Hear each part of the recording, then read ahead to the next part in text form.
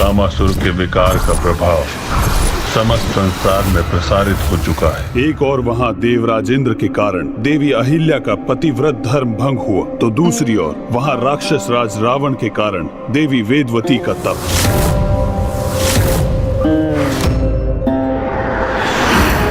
ओम श्री नारायण हरि। ओम श्री नारायण हरि। ओम श्री नारायण हरि। ओम श्री नारायण हरि। ओम श्री नारायण हरि। ओम श्री नारायण हरि। ओम श्री नारायण हरि। ओम श्री नारायण हरि। ओम श्री नारायण हरि। कौन है ये स्त्री जो मेरे समक्ष होते हुए भी नारायण के नाम का स्मरण कर रही है? ओम श्री नारायण हरि। ओम श्री नारायण हरि।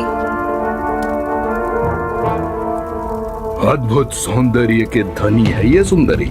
ओम श्री नारायण हरि। यहाँ तो अधिक प्रयास करने की आवश्यकता भी नहीं है मुझे, क्योंकि ये तो मेरे समान ही दुष्टता से भरा हुआ है।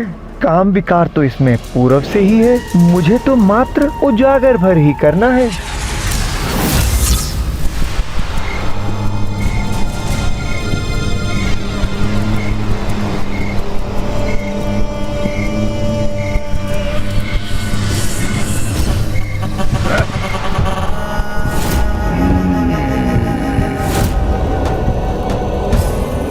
इस मनमोहक सौंदर्य का अधिकारी तो एकमात्र मैं ही बन सकता हूँ।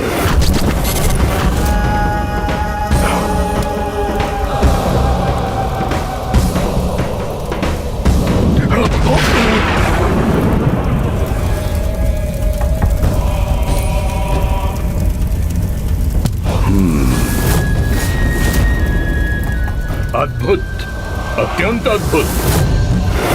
सुंदरी, क्यों नारायण के तप में अपने यौवन को इस वन में व्यर्थ कर रही हो? शांत करो अपने इस तप की अग्नि को और निकट आकर मुझे त्रिलोक विजेता महाबलशाली लंकाधिपति राक्षस राज रावण को अपना स्पर्श करने दो।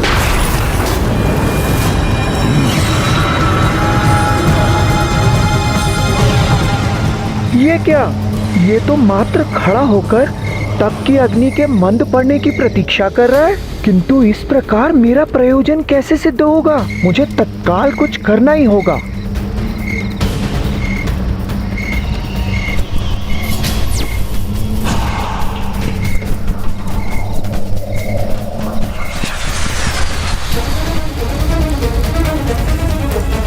तुम्हारी तप की अग्नि मेरी कामना की उस अग्नि से अधिक बलशाली नहीं, जो तुम्हें देखकर मेरे हृदय में उत्पन्न हुई है।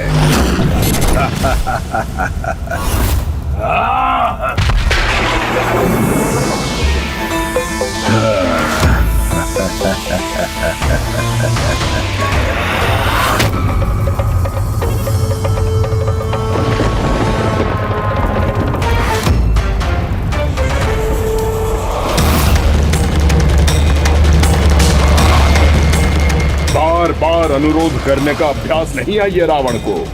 चलो।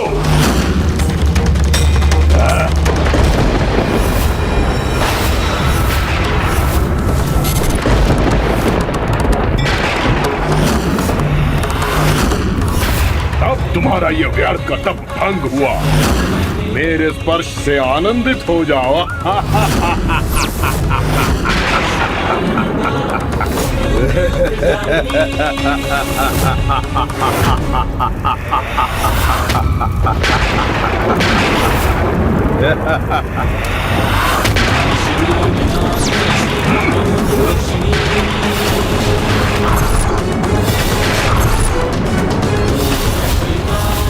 तो साहसी रावण, सर्वप्रथम मेरे तप को भंग किया तुमने, फिर मेरे केश का स्पर्श कर मुझे अपवित्र कर दिया। तुम्हारे इस अपराध के लिए तुम्हें दंडित करने हेतु मैं तुम्हें एक ही पल में शाप देकर भस्म कर सकती हूँ, किंतु मैं अपने तपोबल को तुम जैसे उद्दंड पर व्यर्थ नहीं करना चाहती, किंतु तुम्हें तुम्हारे दुस्साहस का दंड अवश्य दूंगी। मैं पुनर्जीवन धारण कर तुम्हारे विनाश का कारण बनूंगी। और ये जो काले केश तुम्हारे हाथ में है, यही तुम्हारा काल बनेंगे। नीच अन्यायी रावण!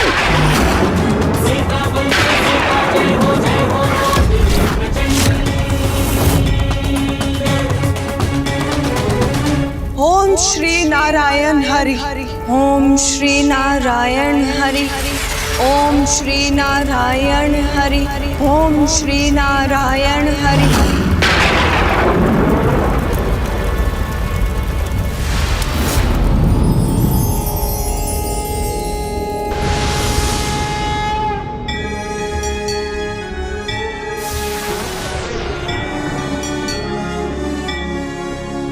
पुनर्जीवन धारण कर तुम्हारे विनाश का कारण बनूंगी।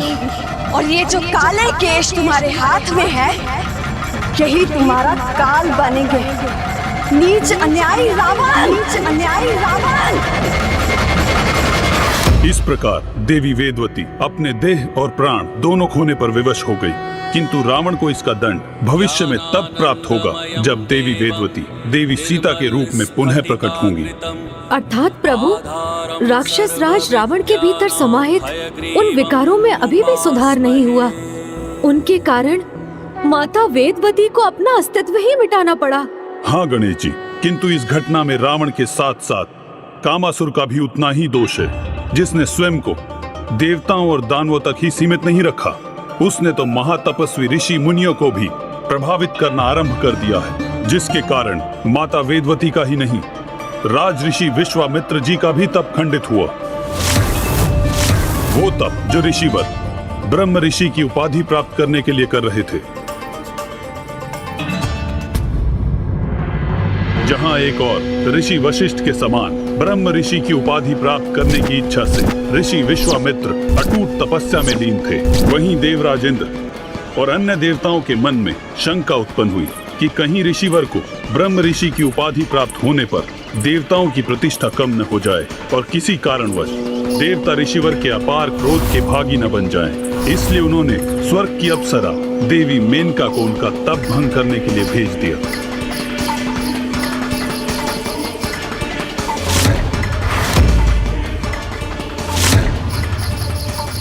आप ऋषि विश्वामित्र हैं, तो मैं भी मेनका हूँ। आपका तप तो मैं अवश्य भंग करूंगी। और देवी मेनका के इस प्रयास ने कामासुर को एक और अवसर प्रदान किया।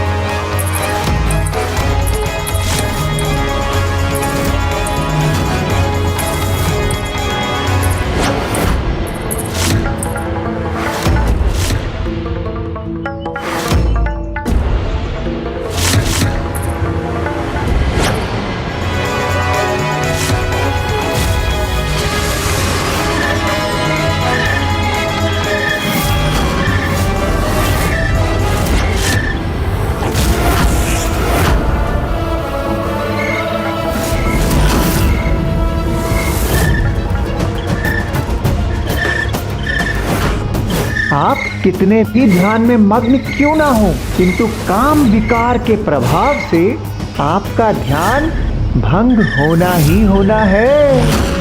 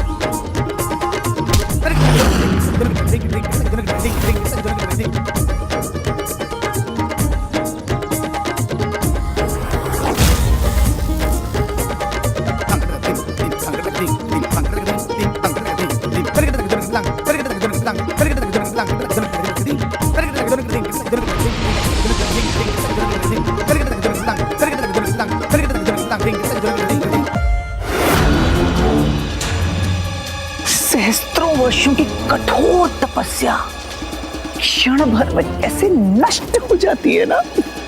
जब काम विकार से कोई ग्रस्त होता है, कामासुर के प्रभाव से कोई भी सुरक्षित नहीं है, फिर चाहे वे महान तपस्वी ऋषि विश्वामित्र ही क्यों ना हो। ऐसा ही है कामासुर के प्रभाव का परिणाम। वो जब चाहे तब बड़े बड़े ऋषियों के सहस्त्रों वर्षों के तप को भी क्षण भर में व्यर्थ कर सकता है। उसी समय कामासुर ने उन पर अपने विकार का प्रभाव कर दिया। प्रभु, इससे पूर्व की वो और दुष्टता करे, हमें इस कामासुर को रोकना ही होगा। किंतु उसे ढूंढेंगे हम कहाँ होगा वो? प्रभु, ये मुझे ज्ञात है। अंतरिक्ष में एक सुंदर स्थान पर उल्का पिंडों के समूह पर स्थित कामासुर ने अपने लोक का निर्माण किया है। उसका नाम है रतीतपुरम।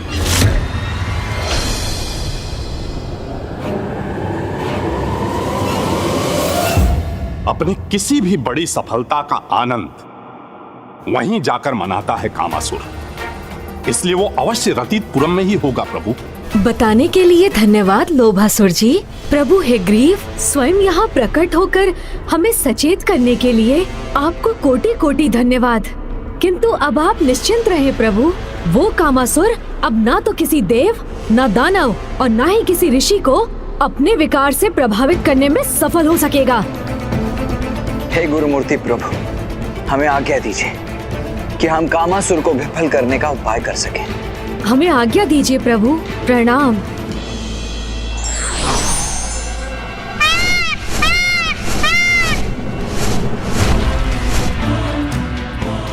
आओ अनुज गणेश, हमें शीघ्रता करनी चाहिए, इसलिए तुम भी मेरे साथ ही चलो। मूषक जी, आपने मुझे यहाँ तक पहुँचाया, उसके लिए इतना श्रम किया, इसलिए अब आप कुछ समय विश्राम कीजिए। मयूर जी, अब हमें रतीतपुरम ले चलिए। मयूर जी, आगे बढ़िए।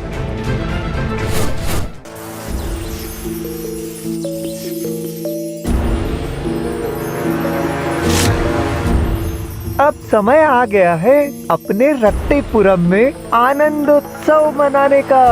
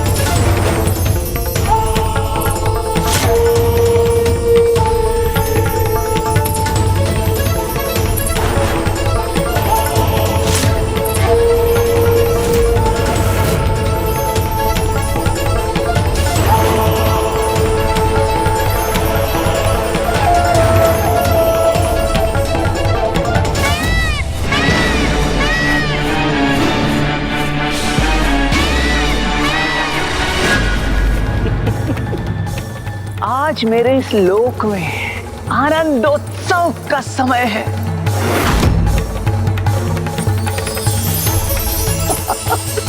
आज मेरे कार्य का प्रथम चरण जो पूर्ण हुआ, इस समस्त संसार के प्रत्येक छोर में काम भावना रूपी विकार का बीज बोने में सफलता जो प्राप्त हुई है मुझे, अब तो बस पूर्ण रूप से उसका विस्तार करना बाकी है, और वो भी शीघ्र अति शीघ्र संपन्न होगा।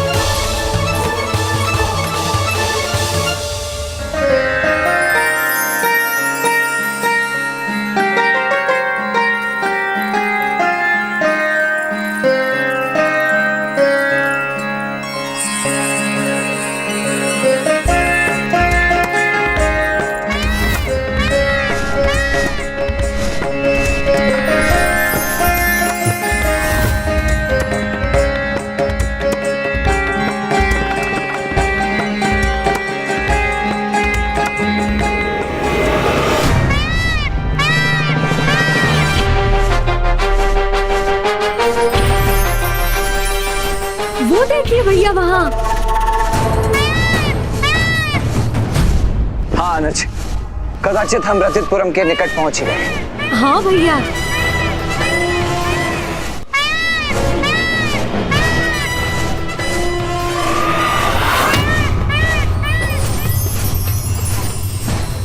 कैसा विचित्र स्थान है ये, जिसके चारों ओर ये इंद्रधनुष से प्रतीत होने वाले सतरंगी चक्र हैं।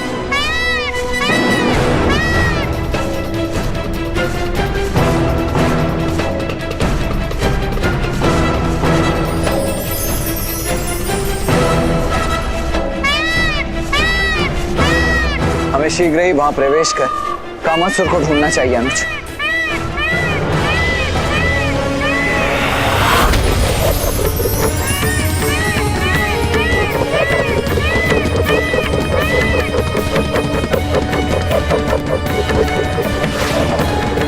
ये प्रकाश कण तो हम पर ही वार करने के लिए तैयार है।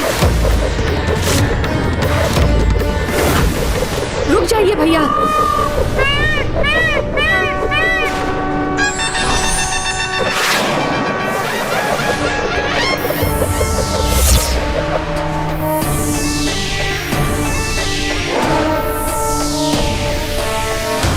चलिए भैया, आगे बढ़ते हैं। हाँ गणेश, किंतु अब मुझे भी इन प्रकाश चक्रों से सावधान रहना होगा।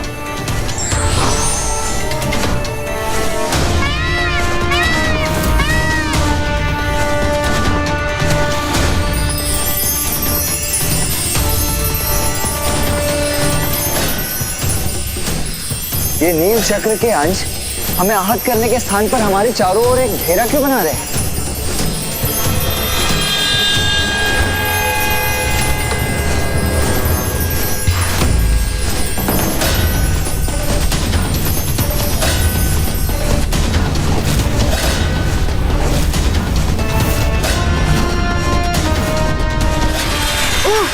ये तो हमें रथितपुरम के प्रवेश स्थान से दूर ले आए। और प्रथम चक्र में जो रिक्तता तुमने उत्पन्न की थी वो तो पुनः भर गई अनुज, जिसके कारण हमारा मार्ग पूर्व की भांति ही बाधित हो गया है। मयूर जी,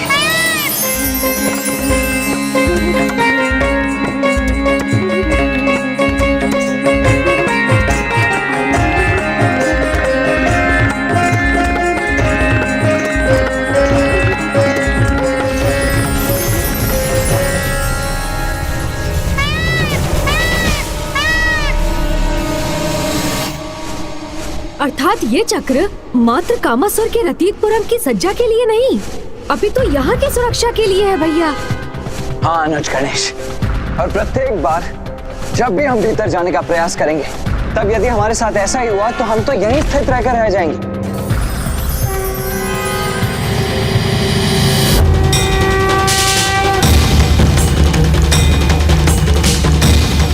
आप उचित कहते हैं भैया, ये हमें आगे नहीं जाने देंगे।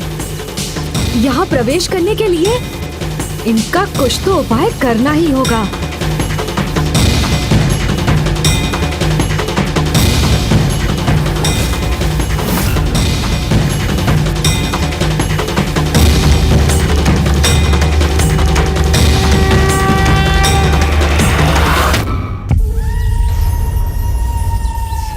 कामासुर तो अपने विकार का प्रयोग एक शस्त्र के समान ही करता है, और उसके द्वारा इस सतरंगी चक्र के निर्माण का भी इसी बात से अवश्य कोई संबंध है।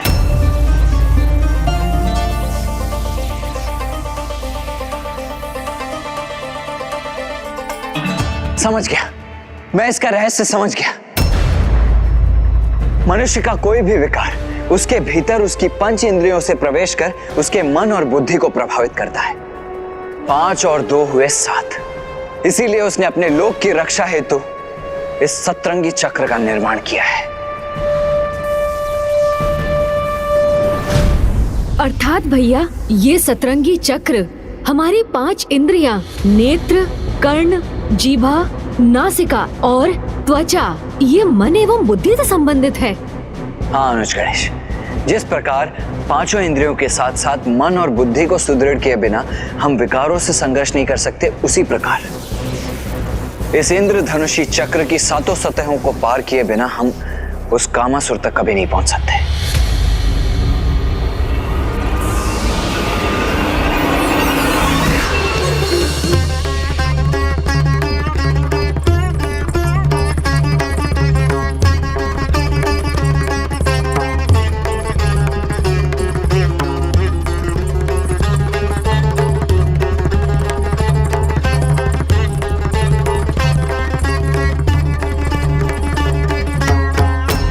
मात्र संगीत से उत्पन्न होने वाली नहीं, अपितु कामासुर के विकार की वाष्प है जो धीरे धीरे समस्त ब्रह्मांड में फैल जाएगी और सारे जीव जंतु, चाहे वो पशु हो या मनुष्य, सब के सब काम भावना से ग्रसित होकर मेरे वश में हो जाएंगे। मैं कोई ना कोई उपाय तो अवश्य ढूंढूंगा भैया। उस दुष्ट कामासुर के इन सतरंगी चक्रों की सभी सतह को अवश्य पार करूंगा मैं, और उसे उसके काम विकार के विस्तार करने से रोकने पर विवश कर दूंगा।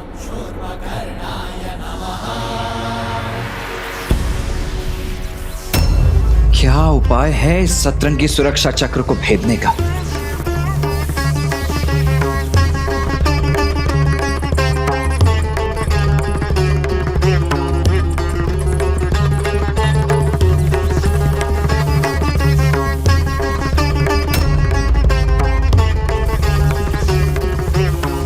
इस विचित्र संगीत के साथ इस रहस्यमयी वाष्प के विस्तार का क्या अर्थ हो सकता है भला?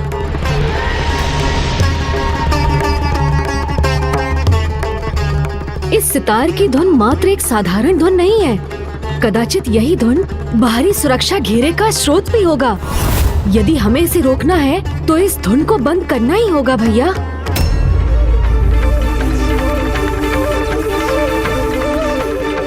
किंतु इस 7 सतह वाले सुरक्षा चक्र को नष्ट कैसे करें हम?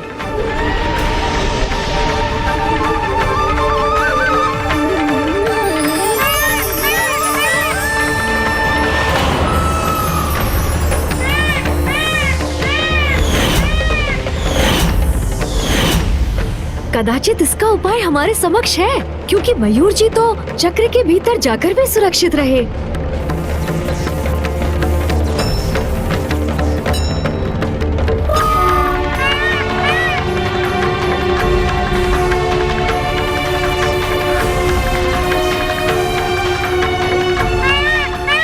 इसी कारण इस सुरक्षा चक्र की 7 सतहों के रंगों और मयूर जी के शरीर के रंगों में इतनी समानता है, क्योंकि मयूर जी इन विकारों को अपने भीतर प्रवेश ही नहीं करने देते, उन्हें ये बाहर ही रखते हैं।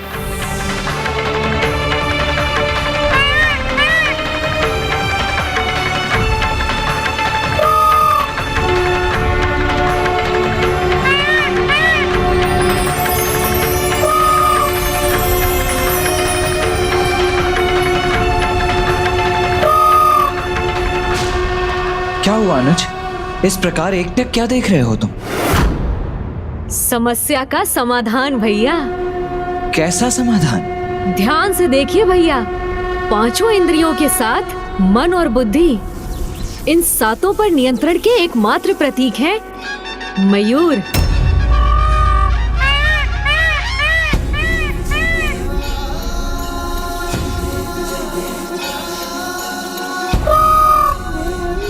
हाँ अनुज गणेश, मयूर संयम के प्रतीक ही तो है, इसीलिए तो इनमें देवताओं का वास भी माना जाता है।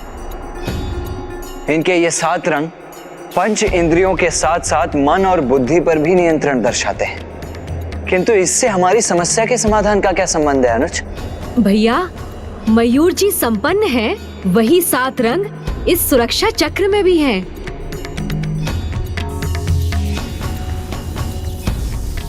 अर्थात संयम के प्रतीक मयूर ही इस सतरंगी चक्र को भेदने में हमारे सहायक होंगे।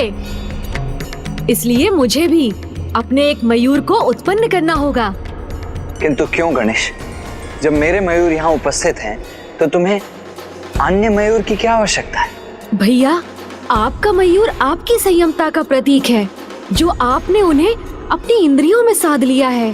ठीक उसी प्रकार मुझे भी एक ऐसा ही मयूर उत्पन्न करना होगा, जो प्रतीक होगा मेरी इंद्रियों में साधी गई मेरी संयमता का।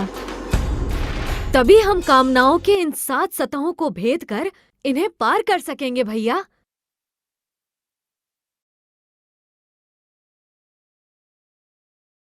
उचित है गणेश। इन 7 में सर्वप्रथम है मन, जिसे भक्ति की शक्ति से संयमित किया जा सकता है। और ये तो आपको भी ज्ञात है भैया कि माता पिता की भक्ति से श्रेष्ठ तो और कुछ भी नहीं होता। इसलिए उनका आवाहन कर मैं उस प्रथम रंग को प्राप्त करूंगा, जो प्रतीक होगा मन पर संयमता का।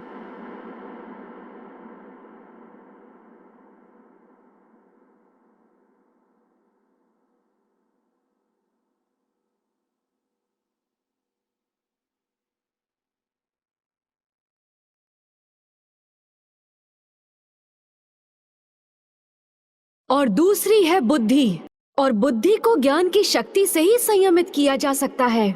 इसलिए भैया, अब मैं माता सरस्वती और ब्रह्मदेव का आवाहन करूंगा, जो मुझे द्वितीय रंग प्रदान करेंगे। हमारा आशीष सदा तुम्हारे साथ है पुत्र गजानन।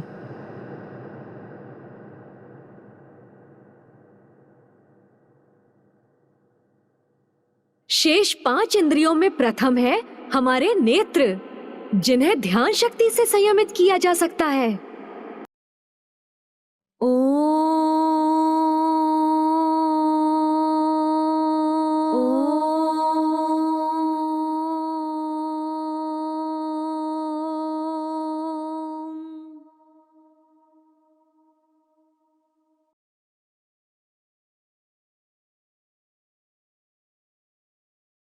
फिर कर्ण, जिन्हें अंतर्ध्वनि की शक्ति से, जीवा जाप शक्ति से, नासिका आत्म शक्ति से और त्वचा को तपो शक्ति से संयम में रखना संभव होता है।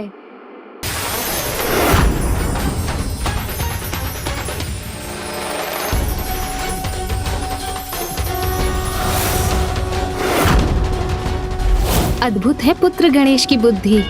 अपनी चतुराई के द्वारा ही गणेश ने 7 रंगों को प्राप्त कर लिया है स्वामी, जो प्रत्येक इंद्रियों पर विजय प्राप्त करने का प्रतीक है। और अब इन्हीं से गणेश अपने स्वयं का वाहन भी उत्पन्न करने वाले हैं, जो उन्हें कामासुर पर विजय प्राप्त करने में सहायता प्रदान करेगा।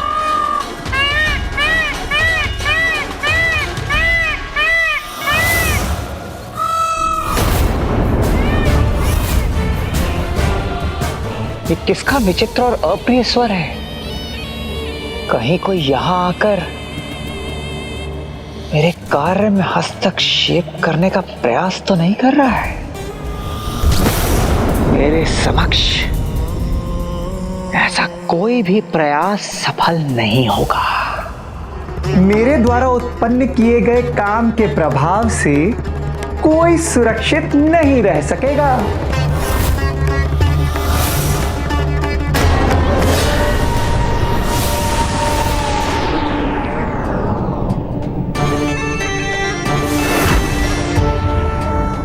अब हमें भीतर प्रवेश करना चाहिए भैया, चलिए।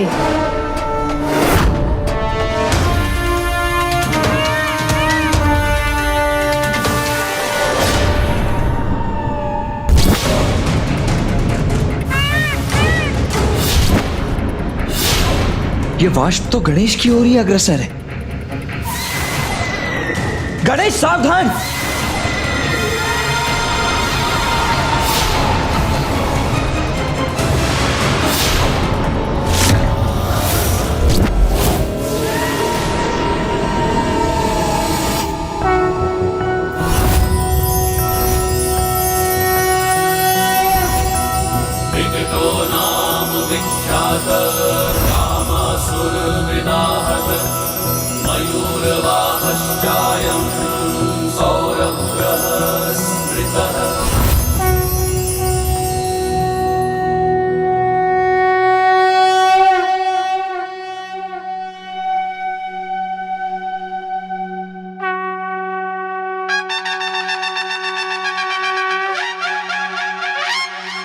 इतनी विकट समस्या का भी इतना उचित समाधान प्रस्तुत किया है विकट अवतार गणेश ने।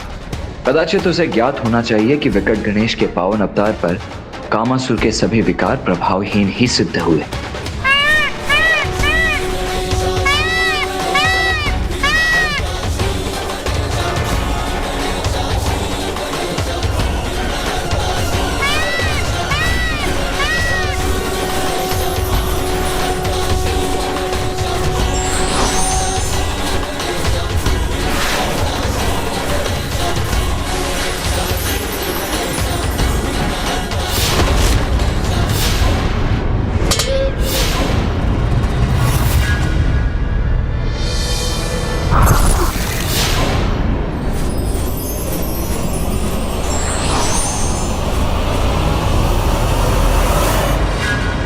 मेरे वाद्य यंत्र का तार कैसे खंडित हो गया?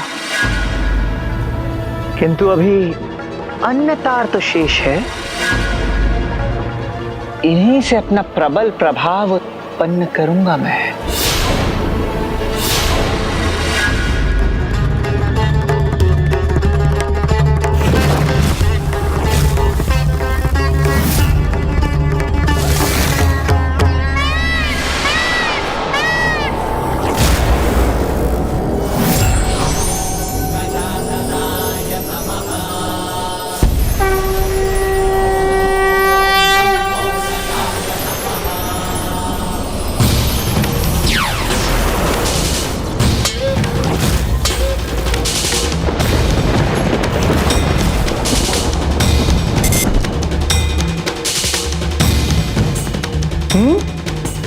ये कैसे संभव है?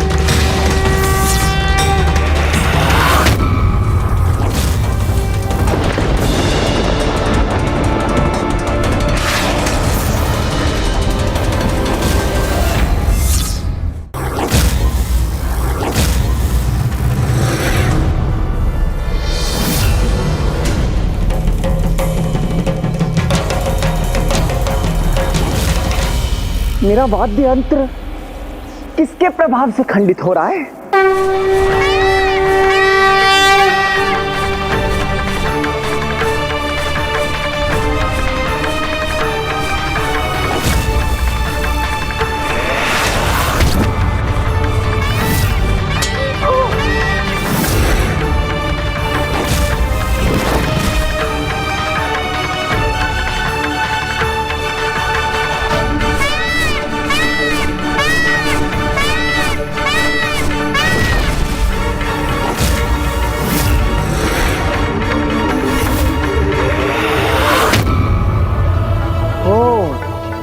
तो यहां तक पहुंचने में सफल हो गए।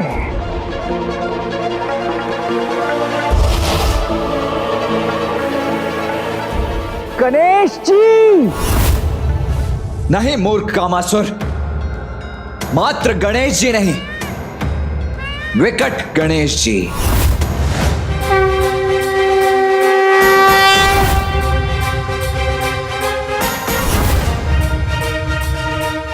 पुत्र गणेश का ये विकट रूप तो अत्यंत अद्भुत है।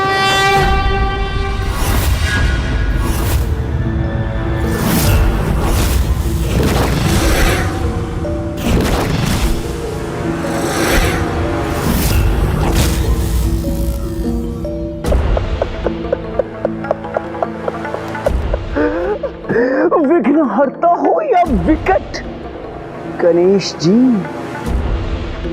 आपके किसी भी रूप से भयभीत नहीं हूं मैं।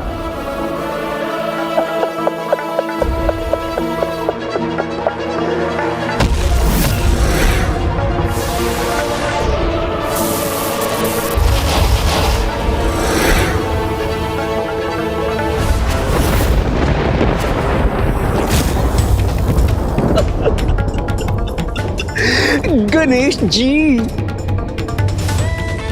आप यहां तक तो पहुंच गए, किंतु इसके आगे एक पग भी नहीं बढ़ा सकेंगे।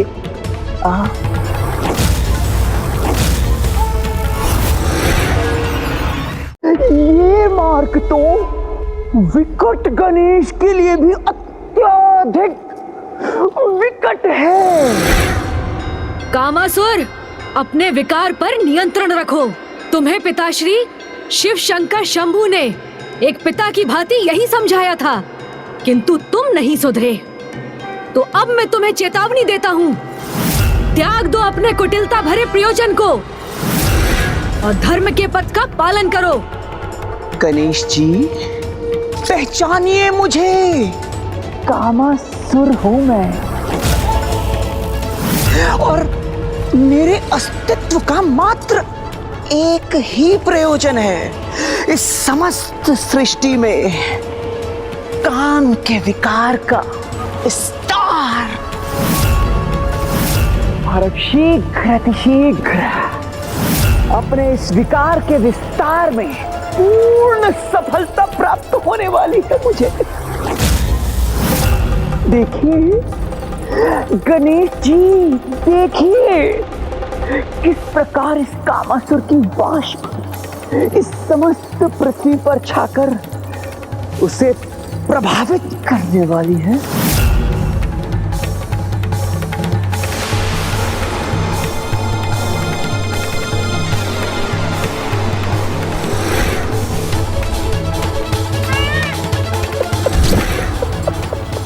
गणेश जी, अब देखिएगा किस प्रकार कामासुर के 5 महाबाण स्वयं आप में ही परिवर्तन ले आएंगे।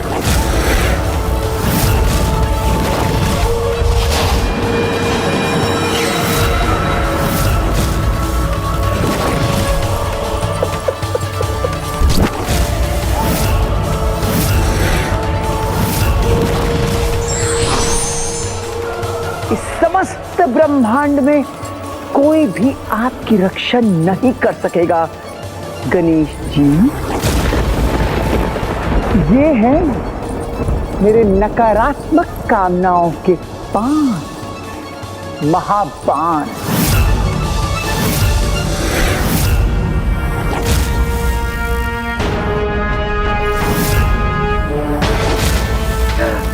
ये है उन्माद बाण, स्तंभन बाण, तापन बाण, शोषण बाण,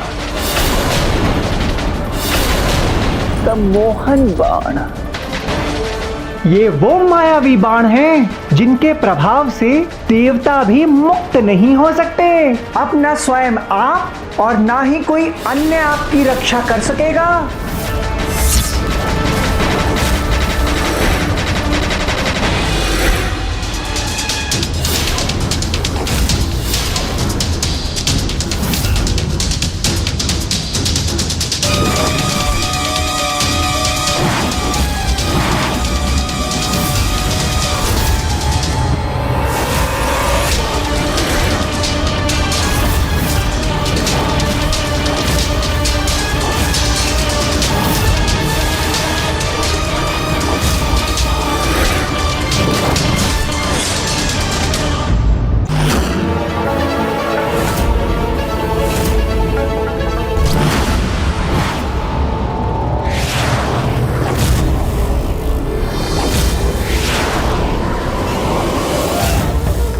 सर्वाधिक शक्तिशाली दुष्कामनाओं का ये बाण अपने कुप्रभाव से किसी भी महानतम आत्मा को भी दूषित कर सकता है। फिर विकट गणेश इस प्रकार निष्क्रिय क्यों है स्वामी?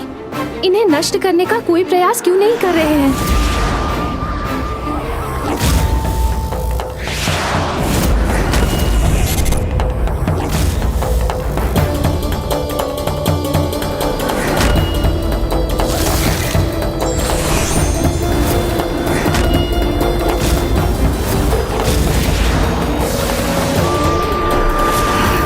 प्रभु, ये बाण तो अत्यंत शक्तिशाली है। ये इतने शक्तिशाली हैं कि गणेश के भीतर की समस्त अच्छाई को नष्ट कर उसमें सर्वाधिक अनुचित कामनाओं को उत्पन्न कर सकते हैं। फिर भी विकट गणेश उन्हें रोकने का कोई उपाय क्यों नहीं कर रहे हैं? अब ये देखने के लिए तत्पर हो जाइए कि मेरे बाण कितने घातक और विनाशकारी हैं। पुत्र गणेश युद्ध क्यों नहीं कर रहा है? इन बाणों को नष्ट क्यों नहीं कर रहा है वो? क्योंकि गणेश को ज्ञात है कि कामासुर द्वारा साधे गए बाण अस्त्र नहीं, नकारात्मक काम भावनाएं हैं जिन्हें अस्त्रों से नष्ट नहीं किया जा सकता। अनुज गणेश, शीघ्र ही कुछ करो, रोको इन बाणों को।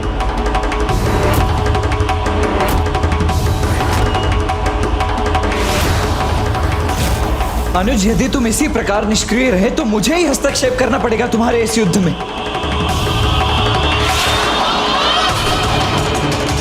अनुज गणेश!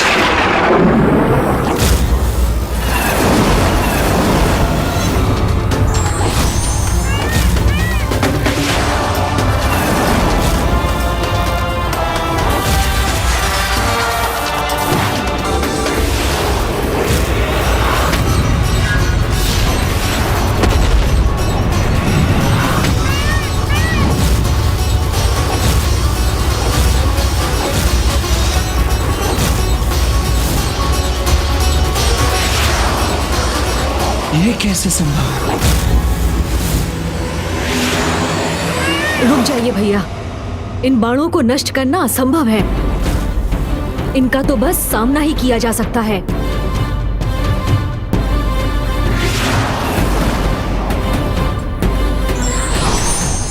तैयार हो जाइए गणेश जी। अगले 5 क्षणों में ही मेरे ये दुष्कामना के 5 महाबाण आप पर घातक प्रहार कर स्वयं आपके भीतर विकारों को जागृत करेंगे और तब विकारग्रस्त होने के कारण आप गणेश जी स्वयं इस कामासुर के शत्रु नहीं अपितु मित्र होंगे। इन अंधकारी बाणों का सामना कैसे करेंगे विकट गणेश?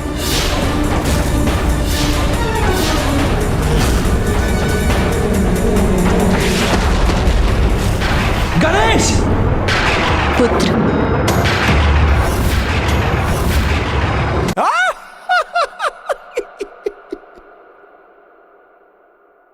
अब शीघ्र ही अंधकारी कामनाएं स्वयं आपके भीतर जागृत होंगी और उन अंधकारी कामनाओं से स्वयं को सुरक्षित रखना स्वयं आपके लिए भी विकट ही नहीं असंभव होगा।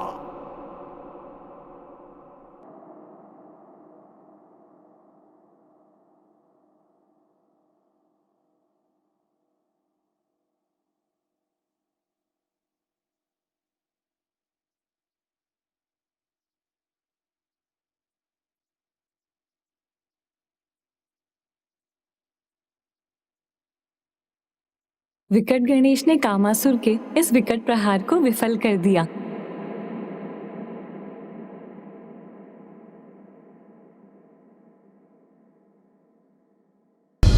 असंभव, असंभव है ये। तो मेरे उन बाणों का प्रभाव क्यों नहीं हुआ इन पर? तुम्हारे इस प्रश्न का उत्तर मैं देता हूं कामासुर, क्योंकि गणेश स्वयं परम ब्रह्म है, इसीलिए उन पर किसी भी प्रकार के विकार का कोई भी प्रभाव कैसे संभव है? ब्रह्म रूपाय विष्णु रूपाय ते नमः। नमस्ते रुद्र रूपाय करि रूपाय ते नमः। विश्वरूप स्वरूपाय नमस्ते ब्रह्मचारिणे। भक्त प्रियाय देवाय नमस्तुभ्यं विनायक। और उसके अतिरिक्त गणेश का बाल सुलभ स्वभाव जो अत्यंत सरल भावनाओं से संपन्न है, निष्कपट एवं निर्मल हृदय बालक, अंधकारी कामनाओं एवं विकारों से सदा मुक्त रहते हैं। इसीलिए जो जीव अपने जीवन काल में बालकों के समान निश्चल रहते हैं। वो सदैव दुष्कामनाओं एवं विकारों से सुरक्षित रहते हैं। किंतु अब ऐसा कदापि संभव नहीं, क्योंकि इस कामासुर के विकार समस्त पृथ्वी पर फैलकर वहां के सभी जीवों को प्रभावित करेंगे। फिर चाहे वो बालक हो या वृद्ध ऋषि, देव हो या दानव, सब के सब दुष्कामनाओं से ग्रसित हो जाएंगे। और जब अपने तप के उपरांत हमारे महानायक भंडासुर जी सर्वत्र अपना आधिपत्य स्थापित करेंगे, तब वे मेरी इसी सफलता से प्रभावित होकर मुझे ही अपना सेनापति नियुक्त कर लेंगे। नमः शिवाय, ओम नमः शिवाय, ओम नमः शिवाय। ना भंडासुर की इच्छा पूर्ण होगी और ना ही तुम्हारी कामासुर।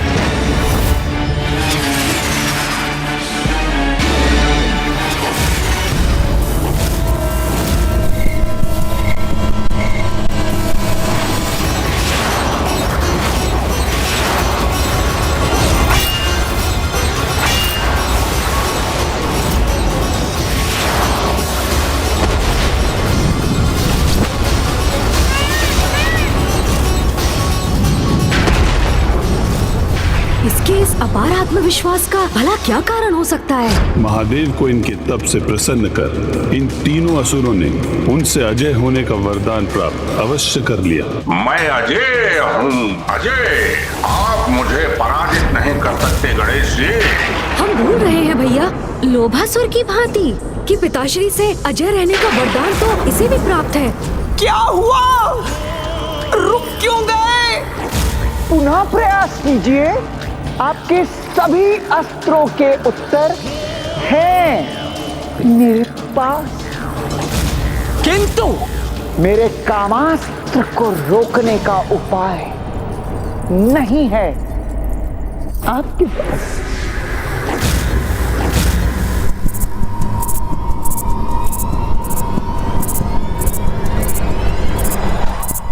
भैया, सृष्टि इसके काम वाष्प से तभी मुक्त होगी जब ये कामासुर स्वयं उस विकार से मुक्त होगा। किंतु गणेश, जिस विकार से इसका जन्म हुआ है उसी विकार से इसे कैसे मुक्त करें हम?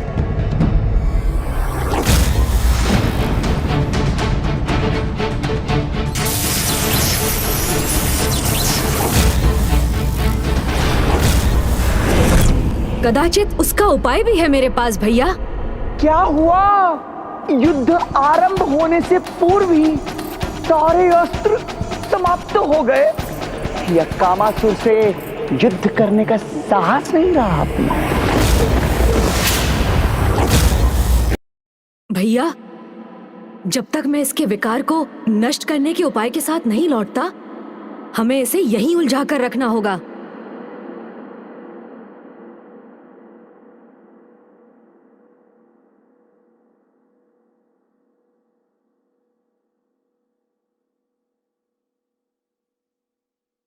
अद्भुत है गणेश की लीला।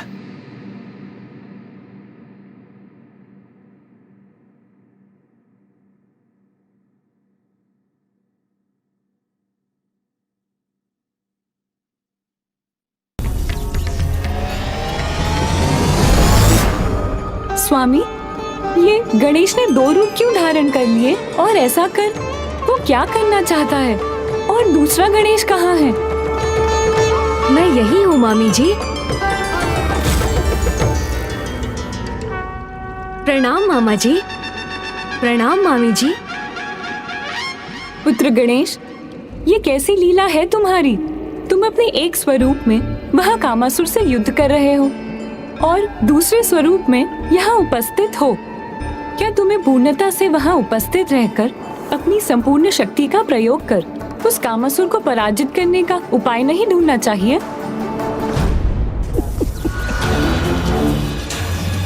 मुझे इस कामासुर को अपने बंधन में बांधकर नहीं रख सकेंगे आप। गणेश जी।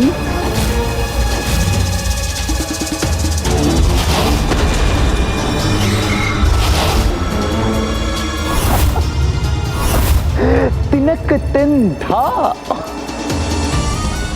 आपका कोई भी अस्त्र शस्त्र इस कामासुर को इतनी सी भी क्षति नहीं पहुंचा सकता। ये तो आपको भी ज्ञात होगा मामा जी कि पिताश्री से अजय होने के वरदान के कारण कामासुर को युद्ध में पराजित नहीं किया जा सकता, किंतु उसके काम रूपी विकार अर्थात उसकी शक्ति को अवश्य पराजित किया जा सकता है। उसके लिए ही मैं सहायता प्राप्त करने यहाँ मामा जी के समक्ष प्रस्तुत हुआ हूँ। किंतु पुत्र गणेश, मैं तुम्हारी सहायता किस प्रकार कर सकता हूँ? प्रभु कृपा कर आप मुझे अपने मोहिनी रूप के दर्शन प्रदान कीजिए।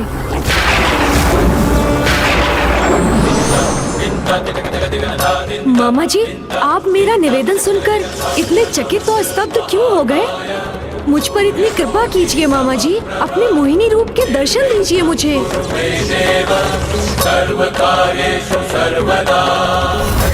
इस समय तो पुत्र गणेश का समस्त ध्यान पृथ्वी पर छाए कामासुर के कामारूपी कीट को नष्ट करने पर होना चाहिए, किंतु ये तो वैकुंठ पहुंचकर नारायण के मोहिनी रूप के दर्शन प्राप्त करने की इच्छा प्रकट कर रहे हैं।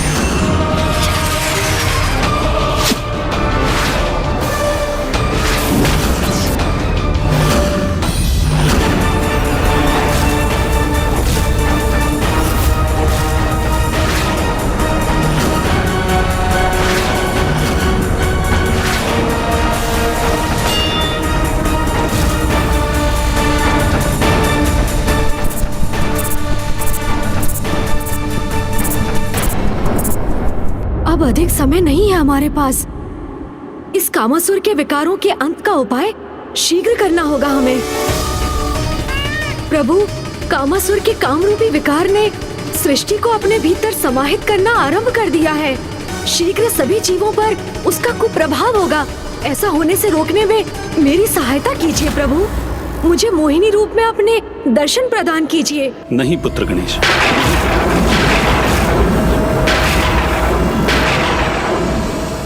पूर्व में जब मैंने मोहिनी रूप धारण किया था तब कामासुर उत्पन्न हुआ था। मुझे चिंता है कहीं? मेरा विश्वास कीजिए मामा जी, आपकी चिंता का कोई कारण नहीं, किंतु अब इस महासंकट को रोकने हेतु मेरे पास अधिक समय नहीं है, इसलिए मुझ पर ये कृपा कीजिए, मेरी सहायता कीजिए मामा जी।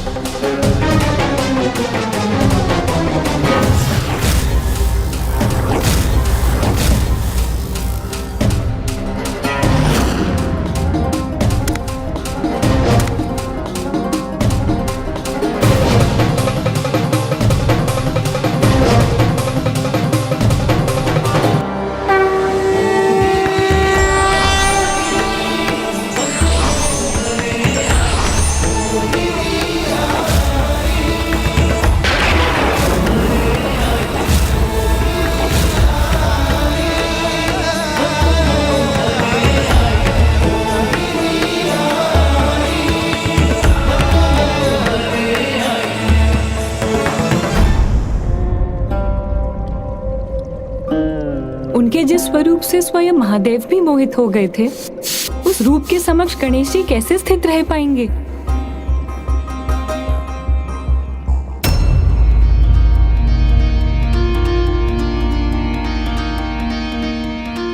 प्रणाम माता।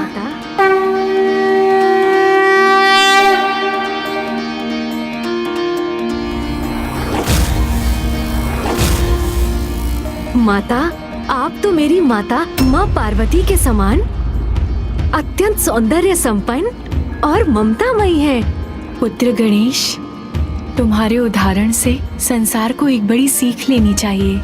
पर स्त्री को माता समान सम्मान देना ही सर्वथा उचित और धर्म के अनुरूप है। तुम्हारे श्रेष्ठ आचरण से मैं अत्यंत प्रसन्न हूँ गणेश। कहो, तुम्हें अपनी इस माता से क्या सहायता चाहिए?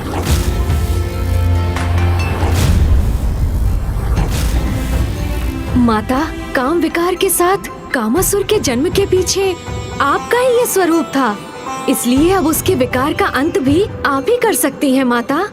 अनिच्छा से मैं उस विकार के जन्म का कारण बनी और अब वो कामासुर में परिवर्तित हो चुका है। और अब मैं वो उपाय प्रस्तुत करूंगी जो काम के विकार को नष्ट भी करेगा।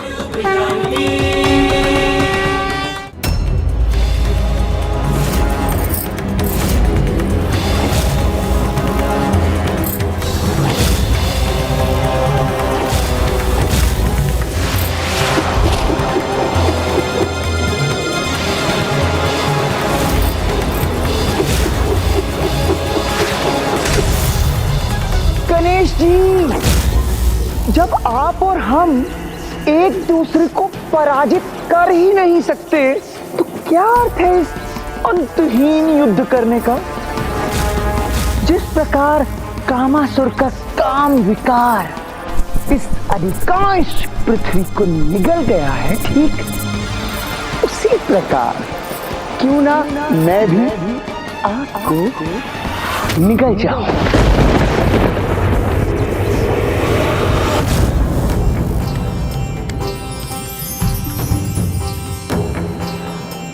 मयूर संयम के प्रतीक हैं, तो ये चंपा पुष्प पवित्रता के।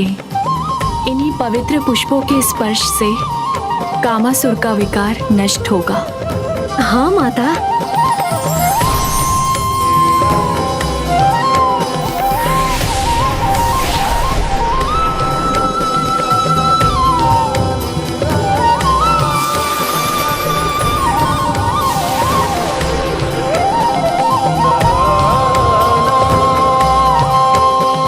कामासुर, अब तुम्हारे साथ संपूर्ण सृष्टि से काम विकार के मिटने का समय आ गया है।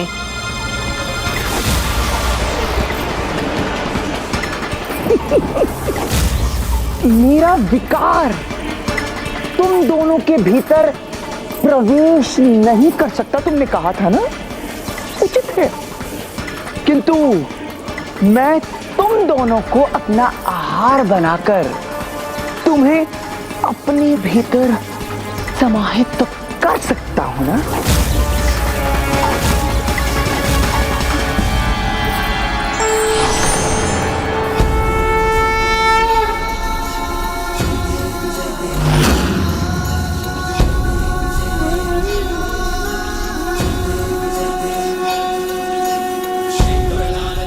अंततः गणेश इसके काम को पराजित करने का उपाय ढूंढ ही लाया है।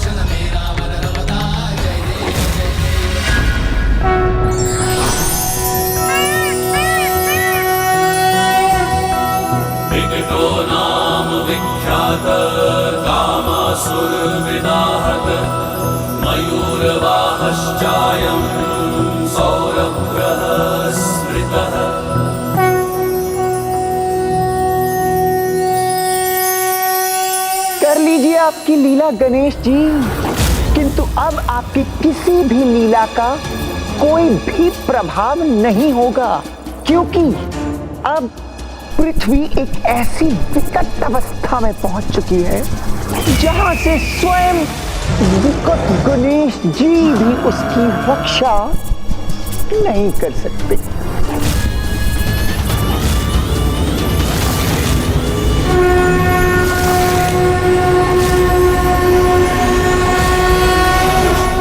विलंब हो गया है आपके द्वारा कुछ भी करने में, अत्यधिक विलंब हो गया है विकट गणेश जी।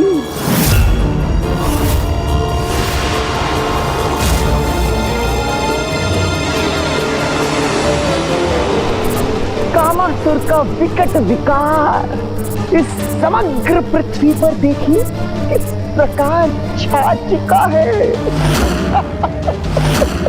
जिसे स्वयं साक्षात विकट गणेश भी मिटा नहीं सकते।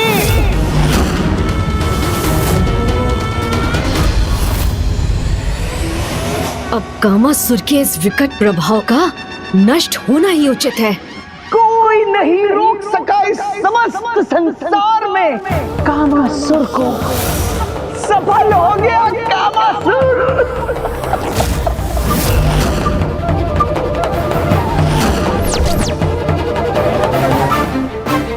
गणेश जी के नेत्रों में इतना क्रोध।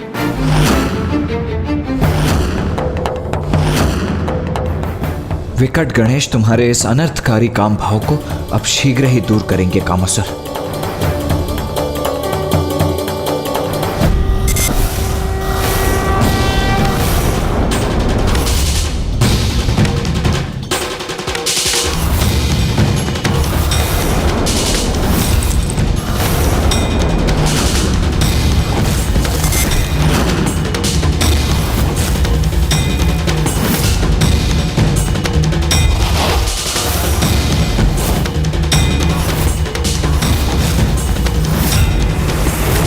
आपके प्रत्येक प्रहार का उचित उत्तर है मेरे पास गणेश जी। मेरे ये दो खड़क फेंक देंगे आपके इस बाण को।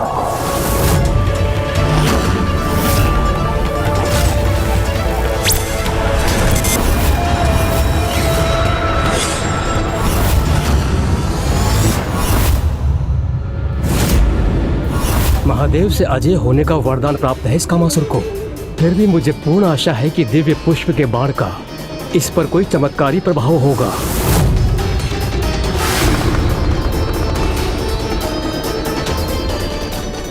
सृष्टि पर धर्म की रक्षा करने हेतु इस दुष्ट कामासुर और उसकी विनाशकारी काम विकार पर अंकुश लगाना अनिवार्य है। गणेश जी, आपका ये बाण मुझे स्पर्श भी करे उससे पूर्व ही खंडित कर दूंगा मैं उसे।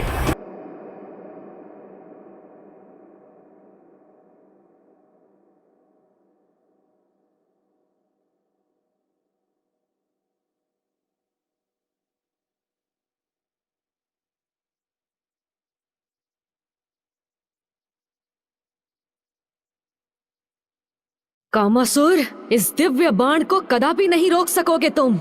आपका कोई अस्त्र शस्त्र मुझे क्षति नहीं पहुंचा सकता गणेश जी।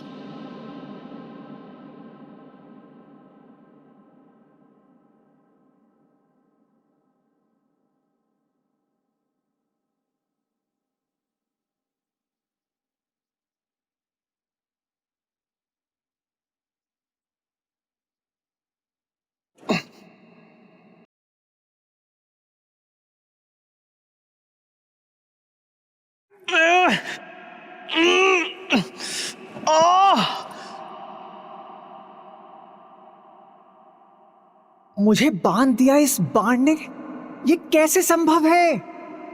जो विकारों का, बुराई का अहंकार करते हैं, उनका यही परिणाम होता है कामासुर। अपनी संपूर्ण शक्तियों का प्रयोग कर नष्ट कर दूंगा मैं इस बाण को।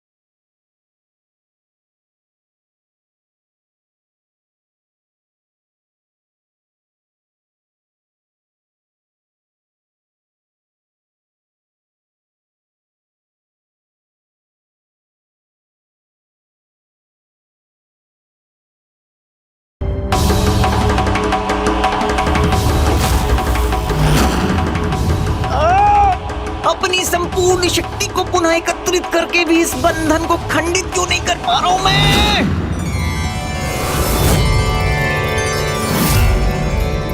कामासुर को उसकी संपूर्ण शक्ति का प्रयोग करने पर विवश कर विकट गणेश ने सृष्टि को उसके अनिष्कारी प्रभाव से मुक्त कर दिया है।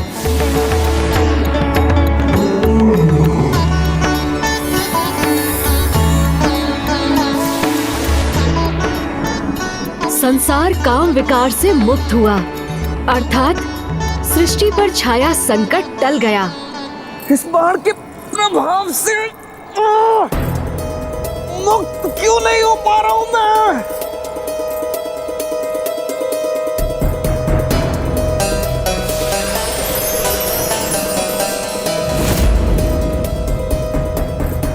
जो अपने विकारों को बढ़ावा देते हैं, समय आने पर वही विकार उनके नियंत्रण से बाहर होकर उन्हीं को क्षति पहुंचाते हैं। जैसे इस समय कामासुर अन्य किसी से नहीं, अपितु स्वयं के विकारों से ही क्षतिग्रस्त हो रहे हो तुम।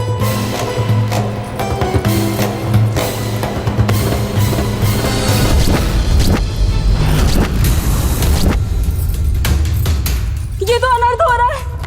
अपना नियंत्रण खो दिया है कामासुर जी ने, अपने ही भवन को क्षति पहुंचा रहे हैं। अब कोई भी सुरक्षित नहीं है यहाँ।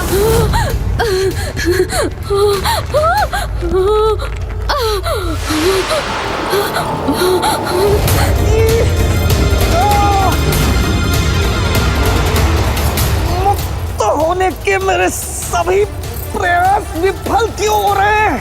ये बंधन तो और बढ़ता जा रहा। अपार कष्ट हो रहा है मुझे।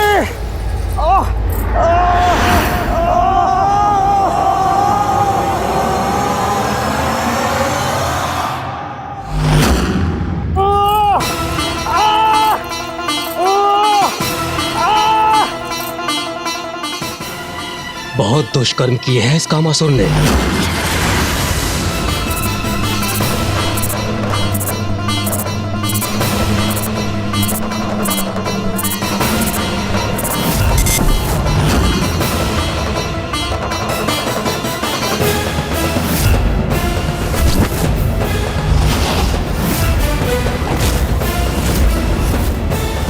मैं आपको शाप देता हूँ कि आपकी काम इंद्रियां नष्ट हो जाए और आपके शरीर में सहस्त्रों क्षेत्र उत्पन्न हो जाए। देवराज,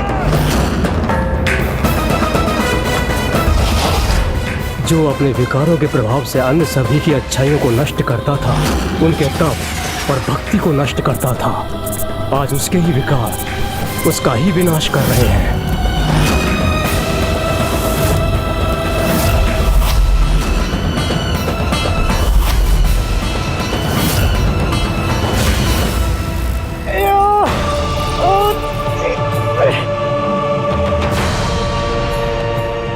इसके विकार और प्रभु महादेव द्वारा प्रदान किए गए वरदान के कारण इसकी और भी अधिक दुर्दशा हो रही है।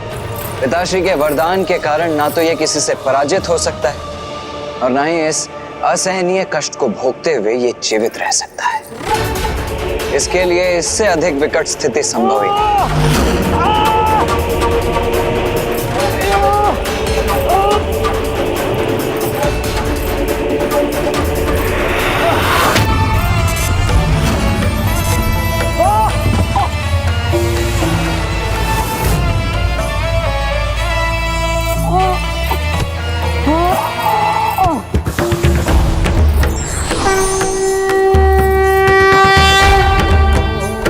प्रणाम माता मोहिनी। प्रणाम माता मोहिनी। कामासुर, जीवन और मृत्यु के मध्य जिस विकट स्थिति में तुम पहुंच गए हो, उससे एकमात्र विकट गणेश ही तुम्हें मुक्ति प्रदान कर सकते हैं। इस असहनीय कष्ट से मुक्त होना चाहते हो तो विकट गणेश जी के शरणागत बन उनके मंत्र ओम विकटाय नमः का जाप करो।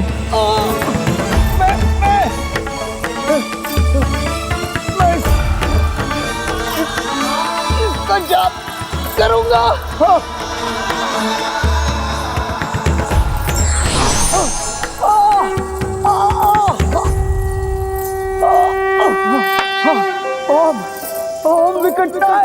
ओम विकटाय नमः। ओम विकटाय नमः। ओम विकटाय नमः। ओम विकटाय नमः। सुमुक्षैकदन्तक्ष कपिलो गजकर्णकः लंबोदरश्च विकटो विघ्नाशो विनायकः धूम्रकेतुर्गणाध्यक्षो भालचन्द्रो गजाननः द्वादशैतानि नमानि यः पठे शृणुयादपि। ओम विकटाय नमः के जाप का इतना अद्भुत प्रभाव है जिसने ऐसे दुष्ट को भी उसके विकार से मुक्त कर उसे एक सामान्य जीवन प्रदान किया। संकटे चैव विघ्नस्तस्य न जायते।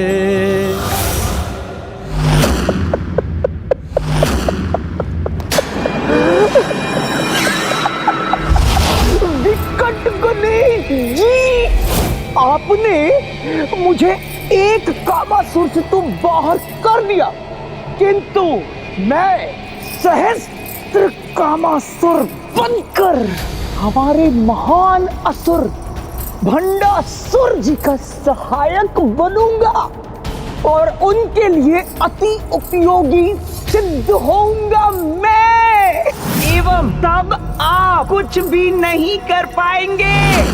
भंडासुर। ओम नमः शिवाय। ओम नमः शिवाय। ओम नमः शिवाय। और उनके लिए अति उपयोगी सिद्ध होऊंगा मैं, विकट गणेश। नहीं, ऐसा कदापि नहीं होने दूंगा मैं। ऐसा ही होगा गणेश जी।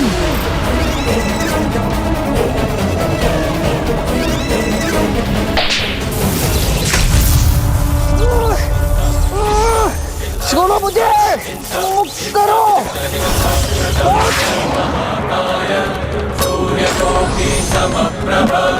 अब तुम नहीं, संसार मुक्त होगा तुमसे।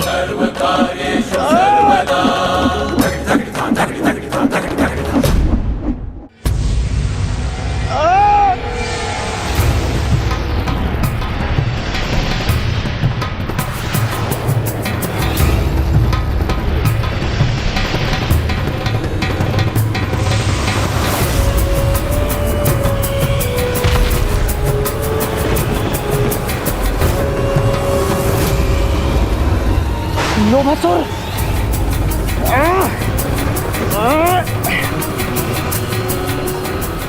मैं इसका प्रतिशोध अवश्य लूंगा। महादेव पुत्र गणेश।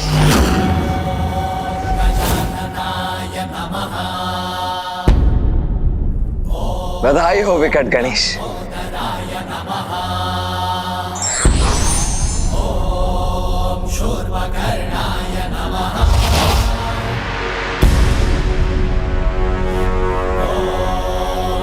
प्रभु श्री हरि नारायण, कामासुर के विकार को नष्ट करने में मोहिनी रूप में मेरी सहायता करने हेतु मैं आपका सदैव आभारी रहूंगा।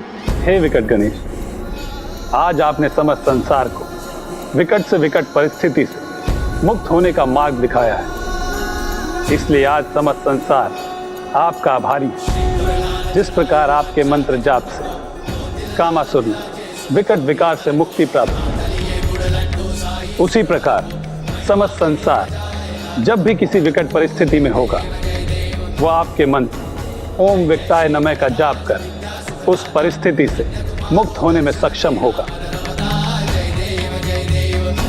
और साथ ही ये भी स्मरण रखेगा कि उसका एकमात्र लक्ष्य है मोक्ष की प्राप्ति, जिसके लिए वो सदैव प्रेरित रहे।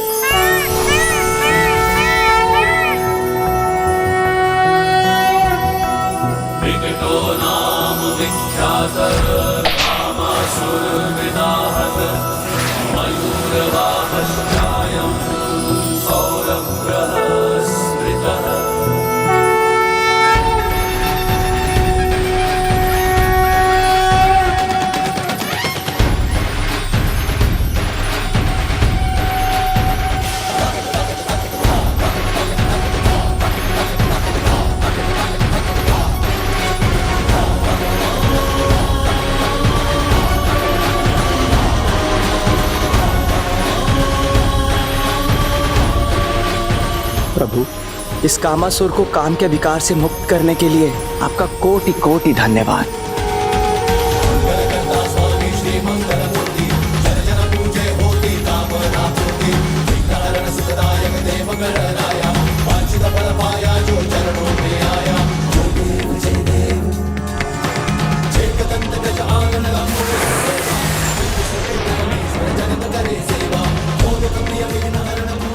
अब उचित दिशा दिखाकर मेरा भी मार्गदर्शन करें प्रभु। कामासुर, तुम तो अभी भी मनुष्य के मन मस्तिष्क को प्रभावित करने में सक्षम हो, इसीलिए अब अपनी क्षमता का उचित प्रयोग करो। संसार के जीवों में भक्ति और धर्म का विस्तार करो, जिससे वो जीवन की विकट परिस्थितियों से संघर्ष कर सके और सदैव सत्कर्मों के लिए प्रेरित रहे। जो आज्ञा प्रभु।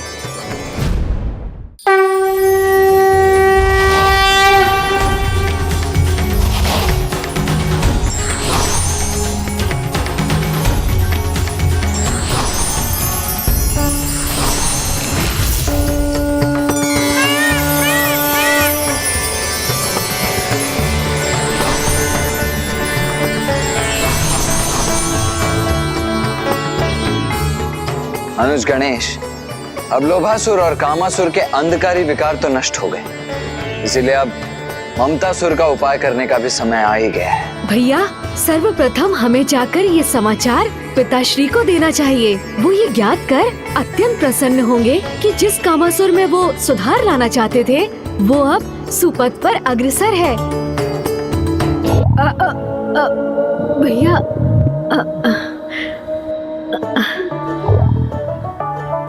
अनुज गणेश, पिताश्री तो त्रिकालदर्शी, उनसे भला क्या छिपा हुआ है?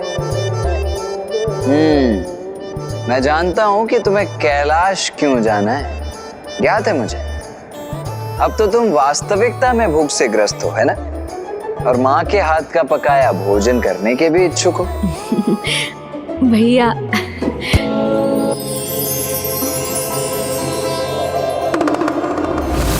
देखिए प्रभु, अब तक अपने विकट रूप में जो संसार को विकट संकट से मुक्त कर रहा था, वही पुत्र गणेश अब सदैव के समान बाल सुलभ व्यवहार कर रहा है। ऐसा बालक प्रभु जो क्रीड़ा करते करते जब थक जाता है तो भूख लगने पर भोजन हेतु अपने माँ के निकट जाने को ही तत्पर होता है।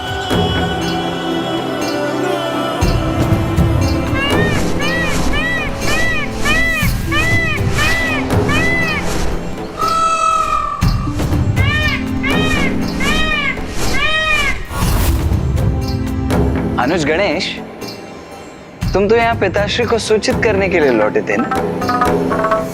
किंतु पिताश्री का स्थान तो वहाँ है, वहाँ नहीं जहाँ तुम जा रहे हो। किंतु भैया, अभी आप ही ने तो कहा था कि पिताश्री तो त्रिकालदर्शी हैं, उन्हें सब कुछ ज्ञात है। तो कदाचित यही उचित होगा कि सर्वप्रथम हम जाकर कुछ भोजन ही कर लें। उचित है, चलो आओ हम साथ ही सर्वप्रथम माता के निकट चलते हैं। जी भैया। माते माते माते माते माते माते माते माते, मुझे अपना आशीर्वाद दो माते, अपनी कृपा मुझ पर बनाए रखो माते। माते माते माते।